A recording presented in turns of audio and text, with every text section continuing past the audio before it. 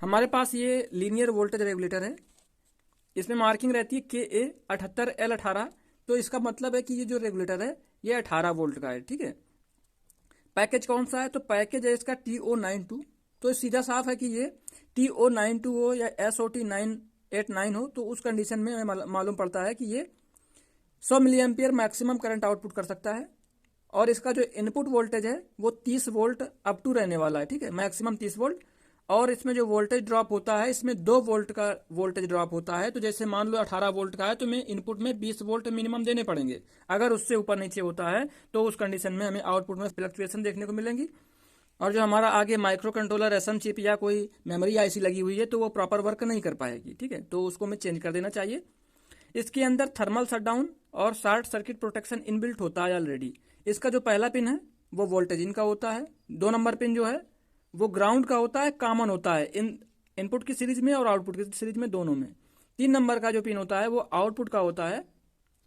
ये आपको low power supplies में देखने को मिलेगा जहां पर लो एम्पियर की जरूरत होती है। तो अगर ये कहीं सर्किट में लगा हुआ है तो कैसे चेक करेंगे। सबसे पहले हम देखेंगे कि जो इनपुट वाली पिन है उसके साथ में प्रॉपर वोल्टेज आ रहे हैं कि नहीं आ रहे। जैसे मान लो 18 वोल्ट का है तो इस कंडीशन में इस पर इनपुट वाली पिन में मिनिमम 20 वोल्ट आने चाहिए। अगर उससे कम आएंगे तो आउटपुट में वोल्टेज कम हो जाएंगे, ठीक है। तो सबसे पहले तो यही देखना होता है कि इनपुट में प्रॉपर वोल्टेज बन रहे हैं कि नहीं बन रहे हैं, ठीक है। अगर प्रॉपर वोल्टेज बन रहे हैं और आउटपुट में प्रॉपर वोल्टेज नहीं बन रहे हैं, लो वोल्टेज बन रहे हैं या वोल्टेज नहीं बन रहे हैं, तो उस कंडीशन में जो हमारा ये रेगुलेटर आईसी है खराब होता है, इसको हटा देते हैं, ठीक है। अगर बोर्ड से बाहर निकाल लिया, उस कंडीशन में कंफर्म करना है कि सही है या खराब है, तो उसके लिए मल्टीमीटर को सेट कर लेंगे डायोड की रेंज पर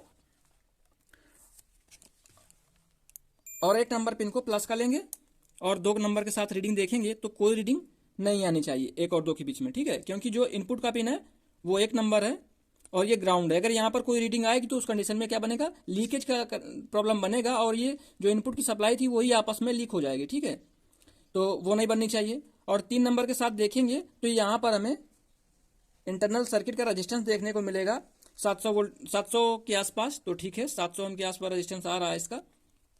अब 2 नंबर पिन को प्लस कर लेंगे, 1 नंबर के साथ देखेंगे तो रीडिंग मिलेगी हमको 900 800 के आसपास, ठीक है, 800 मिल रही है। और जब 3 नंबर के साथ देखेंगे तो यहाँ पर भी हमें रीडिंग मिलनी चाहिए 750 के आसपास, तो रीडिंग 750 के आसपास ही आ रही है, ठीक है। तो इस कंडीशन में वोल्टेज सही मिलेगा आपको। और 1 नंबर और 2 नंबर के साथ में कोई रीडिंग नहीं दिखाना चाहिए। 3 नंबर को प्लस कर लेंगे तो देखो सारी चीज़ें सही दिखा रहा है। तो इस कंडीशन में जो हमारा रेगुलेटर है वो सही है और किसी भी पिन के साथ बीप साउंड नहीं आना चाहिए और रिवर्स रीडिंग बिल्कुल नहीं आनी चाहिए। अगर रिवर्स रीडिंग आती है तो उस कंडीशन में लीकेज का प्रॉब्लम बनेगा। अगर रीडिंग ऊपर नीचे आती है तो वीक का कंडीशन बनेगा। अगर बीप साउंड आता है तो उस कंडीशन में स्टार्टिंग का प्रॉब्लम है और इसको हम रिप्लेस करेंगे, ठीक है। और इसकी डेटा शीट देख लेंगे तो सारी चीज़ें क्लियर हो ही जाएंगी।